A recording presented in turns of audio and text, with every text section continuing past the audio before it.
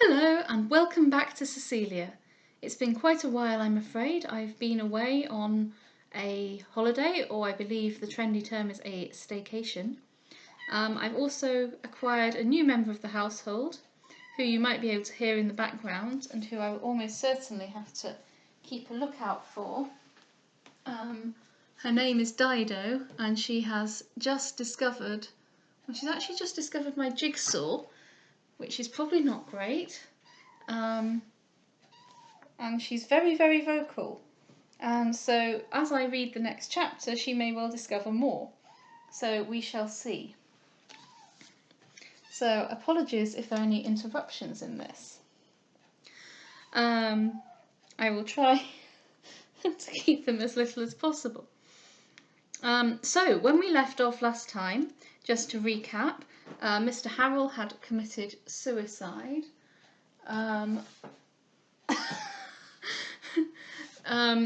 Sorry, that's very sad.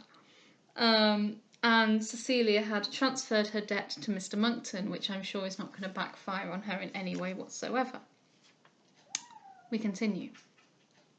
What? Wait, what? No, she's okay.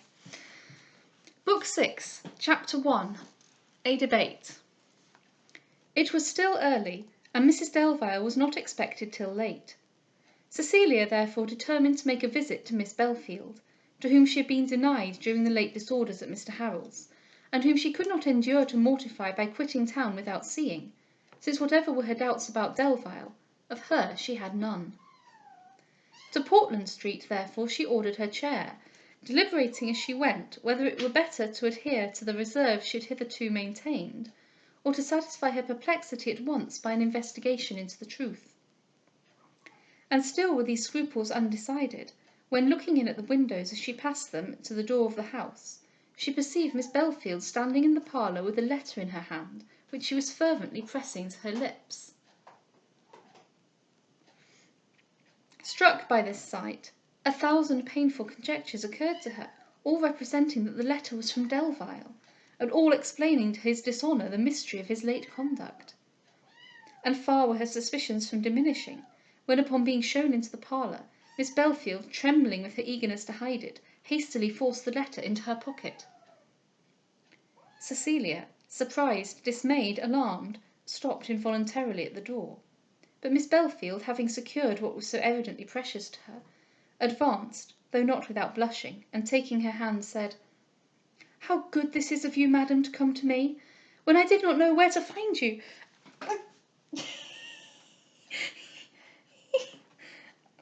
She's got up on my lap. It's the first time she's done that. Oh, she's down. Apologies. "When I did not know where to find you, and when I was almost afraid I should have found you no more."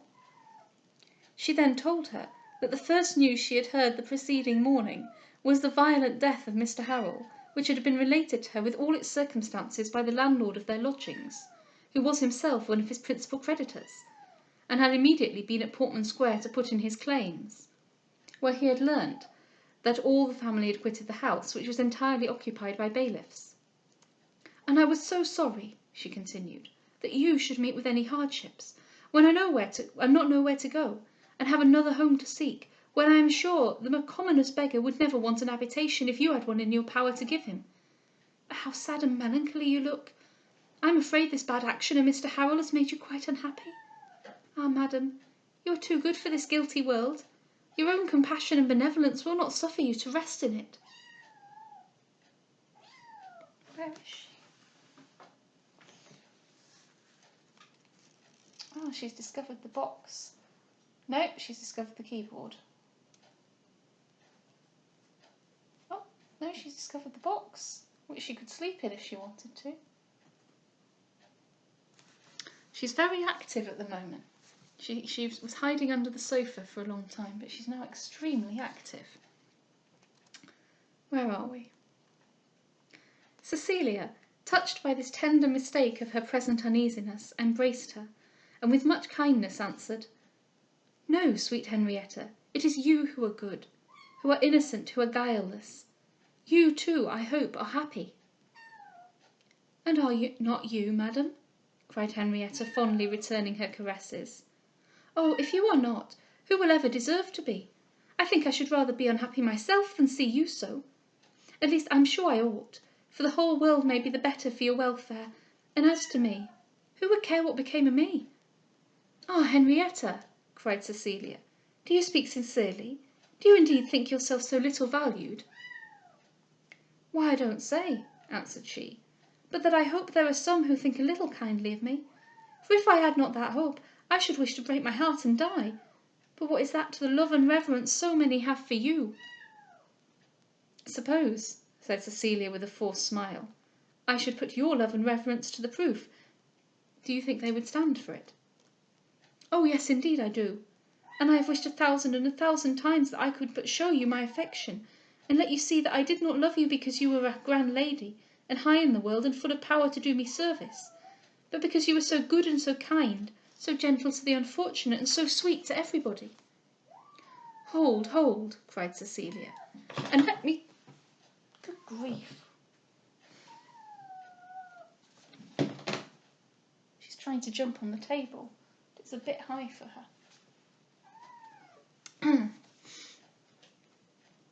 "And let me try if indeed, fairly and truly, you will answer what I mean to ask."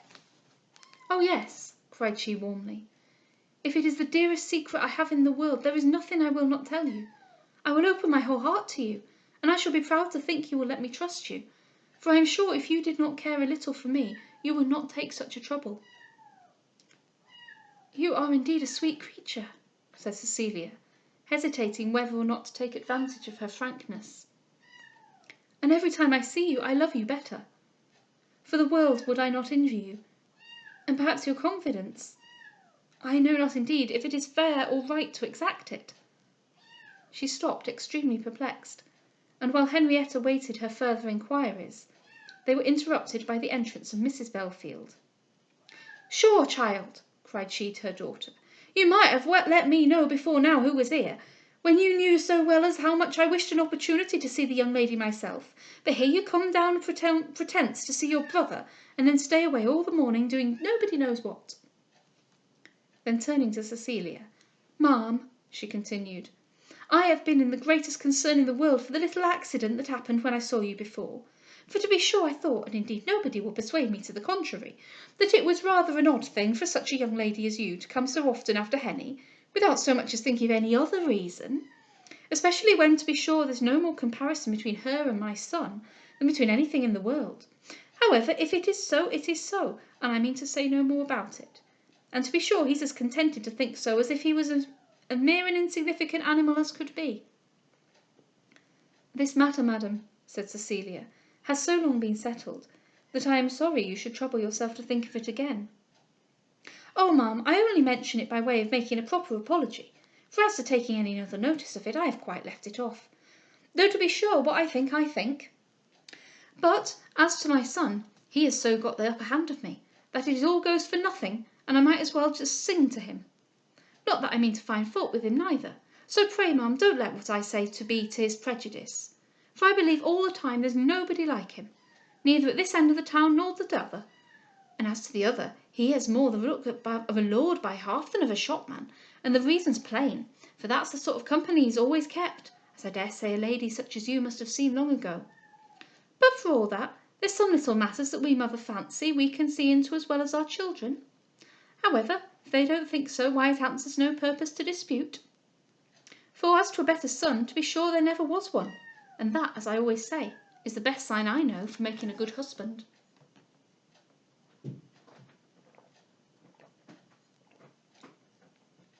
During this discourse Henrietta was in the utmost confusion, dreading lest the grossness of her mother should again send off Cecilia in anger.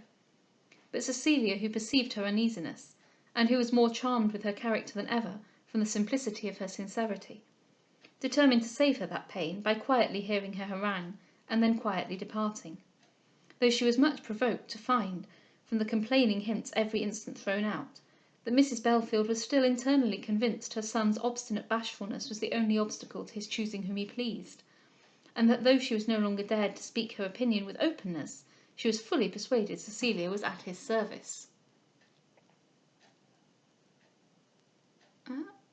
Dido's on a table.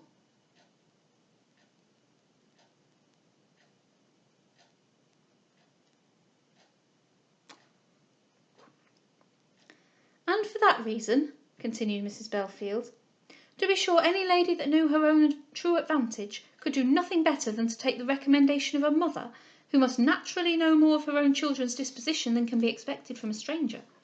And as to such a son as mine, perhaps there ain't two such in the world, for he's had a gentleman's education, and turn him which way he will, he'll never see a handsomer person than his own, though, poor dear love, he was always of the thinnest.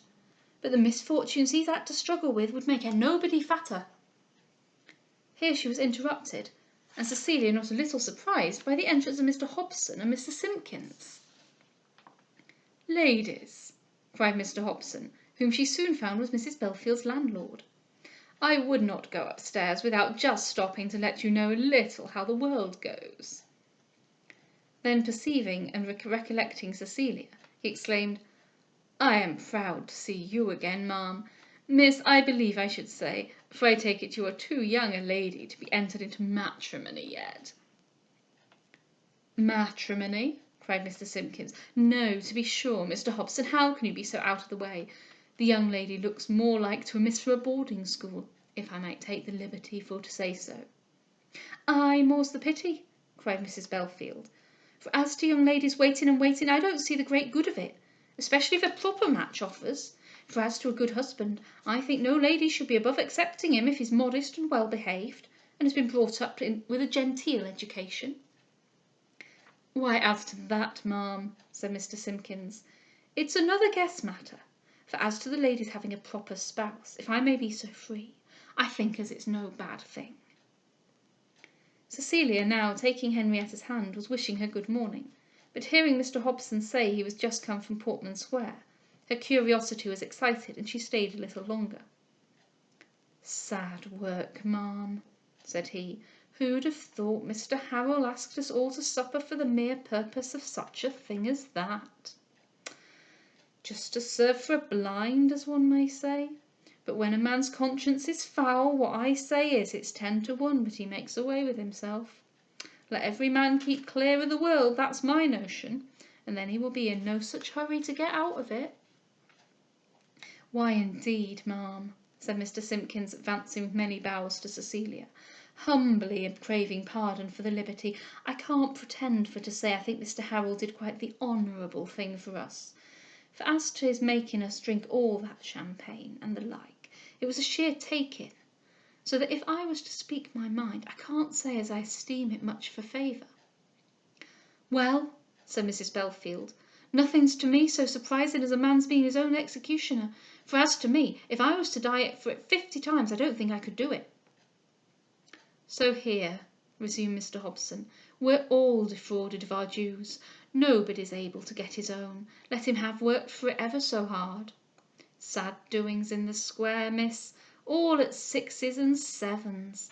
For my part, I came off from Vauxhall as soon as the thing had happened, hoping to get the start of the others, or else I should have been proud to wait upon you, ladies, with the particulars.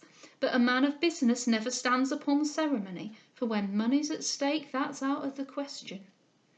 However, I was too late, for the house was seized before ever I could get nigh it.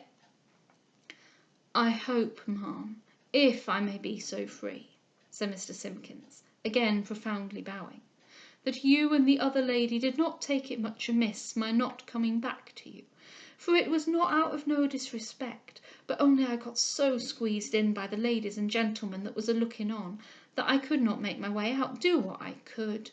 But by what I see, I must needs say if one's never in such genteel company, people are always rather of the rudest when one's in a crowd, for if one begs and prays never so, there's no making 'em comfortable." "Pray," said Cecilia, "is it likely anything will remain for Mrs. Harrel?" "Remain, ma'am?" repeated Mr. Hobson. "Yes, a matter of 100 bills without a receipt to 'un. To be sure, ma'am, I don't want to affront you, that was his intimate acquaintance, more specially as you've done nothing disrespectful by me, which is more than I can say for Mrs. Harrel, who seemed downright ashamed of me, and of Mr. Simpkins too, though all things considered, 'twould have been as well for her not to have been quite so high, but of that in its proper season." "Fie, Mr. Hobson, fie!" cried the supple Mr. Simpkins. How can you be so hard? For my share, I must needs own I think the poor lady's to be pitied. For it must have been but a melancholy sight to her to see her spouse cut off so in the flower of his youth, as one may say. And you ought to scorn to take exceptions at a lady's proudness when she's in so much trouble. To be sure, I can't say myself as she was over complacent to make us welcome, but I hope I am above being so unpitiful as for to owe her a grudge for it now she's so down in the mouth. Let everybody be civil, cried Mr. Hobson. That's my notion. And then I shall be as much above being unpitiful as anybody else. Mrs. Harrel, said Cecilia, was then too unhappy, and is now surely too unfortunate, to make it possible any resentment should be harboured against her. You speak, ma'am, like a lady of sense, returned Mr. Hobson. And indeed that's the character I hear of you. But for all that, ma'am, everybody's willing to stand up for their own friends, for which reason, ma'am, to be sure you'll be making the best of it, both for the relict and the late gentleman himself. But, ma'am, if I was to make bold to speak my mind in a fair manner, what I should say would be this. A man here to go shooting himself with all his debts unpaid is a mere piece of scandal, ma'am. I beg pardon, but what I say is the truth, and I can't call it by no other nomination.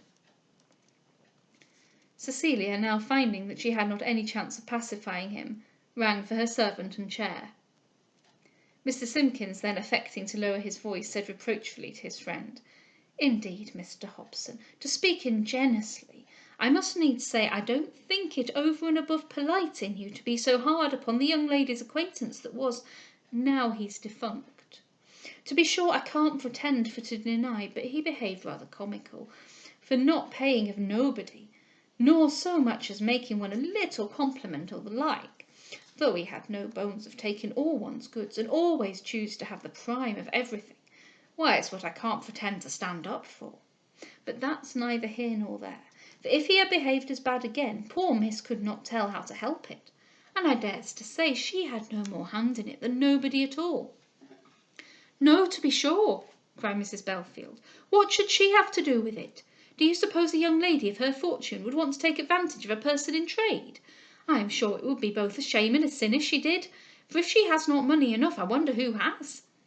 And for my part, I think when a young lady has such a fine fortune as that, the only thing she has to do is to be thinking of making a good use of it, by dividing it, as one may say, with a good husband. For as to keeping it all for herself, I dare say she's a lady of too much generosity, and as to only marrying somebody that's got as much of his own, why, it is not half so much a favour, and if the young lady would take my advice, she'd marry for love, for as to lucre, she's enough of an old conscience. As to all that, said Mr. Hobson, it makes no alteration in my argument. I am speaking to the purpose, and not for the matter of complaisance, and therefore I'm bold to say Mr. Harrel's action had nothing of the gentleman in it. A man has a right to his own life, you'll tell me, but what of that? That's no argument at all, for it does not give him a bit the more right to my property, and a man's running in debt, and spending other people's substances for no reason in the world but just because he can blow out his own brains when he's done, though it's a thing neither lawful nor religious to do, why, it's acting quite out of character, and a great hardship to trade into the bargain. I heartily wish it had been otherwise, said Cecilia, but I still hope, if anything can be done for Mrs. Harrel, you will not object to such a proposal. Ma'am, as I said before, returned Mr. Hobson, I see you're a lady of sense, and for that I honour you. But as to anything being done, it's what I call a distinct thing.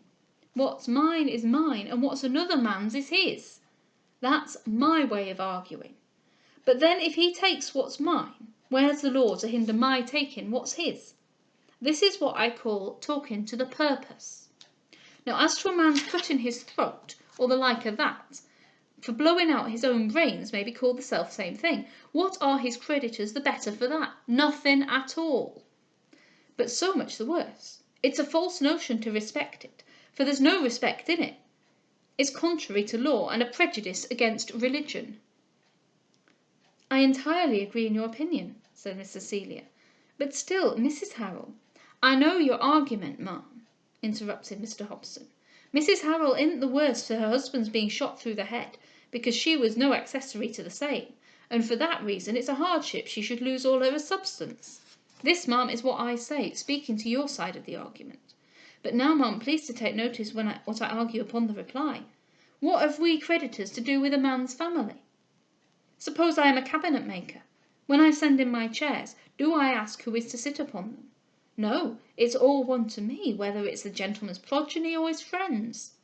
I must be paid for the chairs the same, use them who may.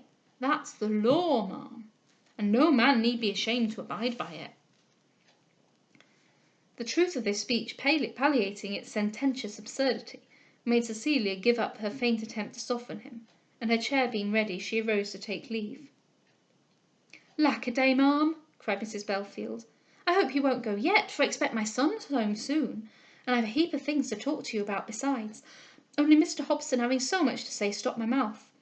But I should take it as a great favour, ma'am, if you would come some afternoon and drink a dish of tea with me, for then we should have time to say all our say. And I'm sure, ma'am, if you would only let one of your footmen just take a run to let me know when you'd come, my son would be very proud to give you the meeting. And the servants can't have much else to do at your house, for where there's such a heap of 'em, they commonly think of nothing all day but standing and gaping at one another." "I am going out of town tomorrow," said Cecilia coldly, "and therefore cannot have the pleasure of calling upon Miss Belfield again." She then slightly curtsied and left the room.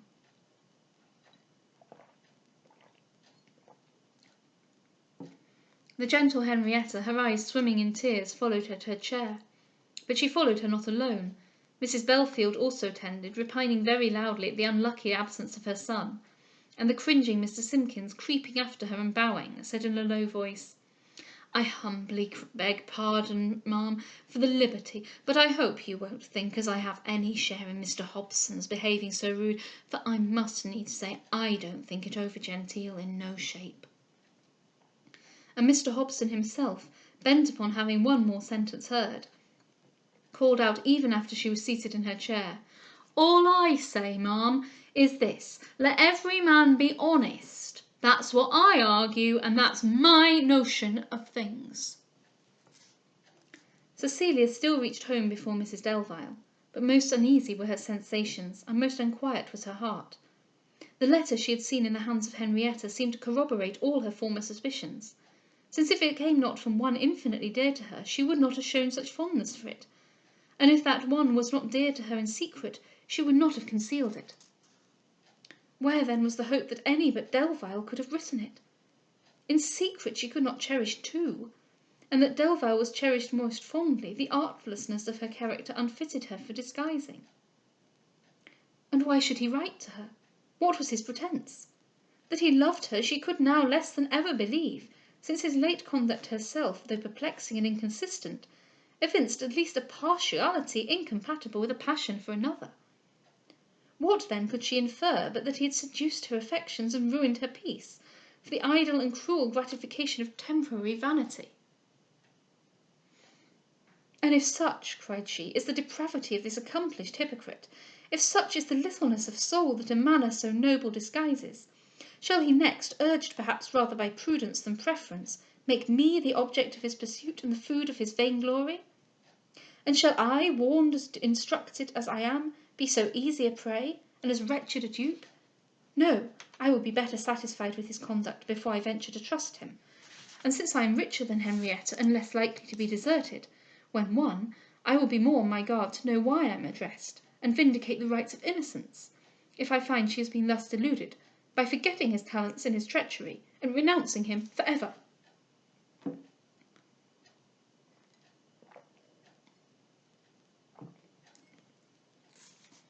Such were the reflections and surmises that damped all the long-sought pleasure of her change of residence, and made her habitation in St. James's Square no happier than it had been at Mr. Harrel's.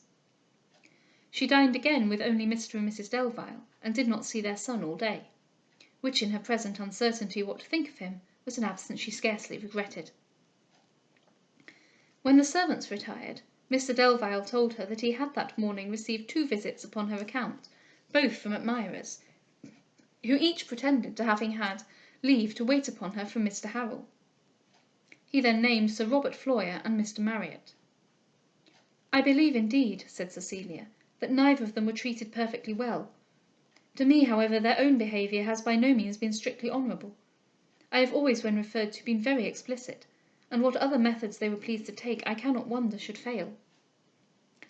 "I told them," said Mr. Delvile, "that since you were now under my roof, I could not refuse to receive their proposals, especially as there would be no impropriety in your alliance with either of them. But I told them at the same time that I could by no means think of pressing their suite, as that was an offer which, however well it might do for Mr. Harrel, would be totally inappropriate and unbecoming for me." "Certainly," said Cecilia, "and permit me, sir, to entreat that, should they again apply to you, they may be wholly discouraged from repeating their visits, and assured that, far from having trifled with them hitherto, the resolutions I have declared will never be varied." "I am happy," said Mrs. Delvile, "to see so much spirit and discernment, where arts of all sorts will be practised to ensnare and delude. Fortune and independence were never so securely lodged as in Miss Beverley, and I doubt not but her choice, whenever it is decided, will reflect as much honour upon her heart as her difficulty in making it does upon her understanding." Mr. Delvile then inquired whether she had fixed upon any person to choose as a guardian in the place of Mr. Harrel. "No," she said, "nor should she, unless it were absolutely necessary." "I believe, indeed," said Mrs. Delvile, "your affairs will not much miss him. Since I have heard of the excess of his extravagance, I have extremely rejoiced in the uncommon prudence and sagacity of his fair ward, who in such dangerous hands, with less penetration and sound sense, might have been drawn into 1,000 difficulties, and perhaps defrauded of half her fortune." Cecilia received but little joy from this most unseasonable compliment, which, with many of the same sort that were frequently, though accidentally made, intimidated her from the confession she had planned; and finding nothing but censure was likely to follow the discovery, she at length determined to give it up wholly, unless any connection should take place which might render necessary its avowal. Yet something she could not but murmur, that an action so detrimental to her own interest, and which at the time appeared indispensable to her benevolence, should now be considered as a mark of such folly and imprudence that she did not dare own it. Well, there we go. Dido is in her favourite place on the sofa and is looking quite sleepy at this point. I shall leave you until tomorrow. Good night.